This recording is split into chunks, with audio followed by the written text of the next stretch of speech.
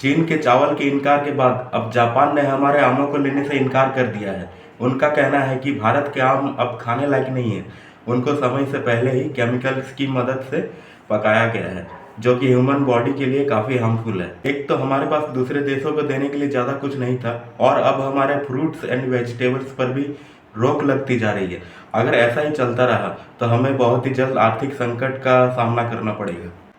किसी भी कंट्री के डेवलप होने का फर्स्ट स्टेप होता है आपसी भाईचारा, आपसी प्यार मोहब्बत और एक दूसरे के काम को सपोर्ट करना और करप्शन को कम्प्लीटली ख़त्म कर देना।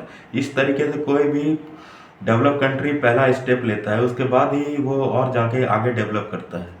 और मुझे लगता है कि भारत को भी अपना कदम कुछ इसी हिसाब से लेना होगा।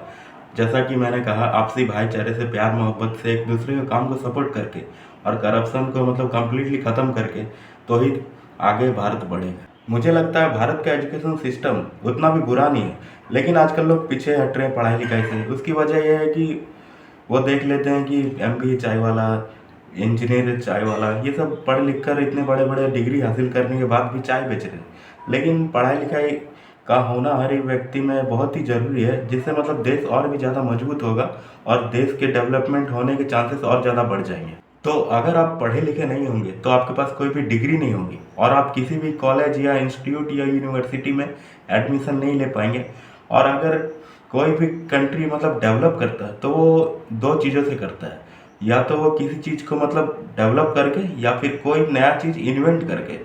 तो आप ऐसा तभी कर पाओगे जब आप पढ़े लिखे होंगे, आपकी सोच हाई लेवल की होंगी, और बिना इसके पॉसिबल नहीं है यार। दो ऐसे कंट्रीज़ के नाम बता रहा हूँ, जैसे कि अमेरिका, जिन्होंने अपने प्रोडक्ट्स को ऑल ओवर वर्ल्ड में सेल किया, जिसने फेसबुक, इंस्टाग्राम, यूट्यूब और काफ़ी सारे वेपन्स बनाए, जिससे काफ़ी पैसा कमाया। और चाइना, जो कि डेवलपमेंट का हद पार कर रहा है यार।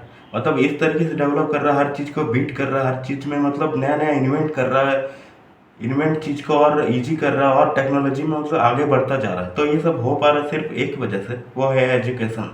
तो देश को डेवलप करने के लिए हर एक इंडियन का एजुकेटेड होना मस्ट है, जिससे कि वो सिर्फ डिग्री के लिए ना पढ़ाई करे, वो नए नए चीज़ को डेवलप करे, नए नए चीज़ इन्वेंट करे और देश को डेवलप करने में अपनी अहम भूमिका निभाए।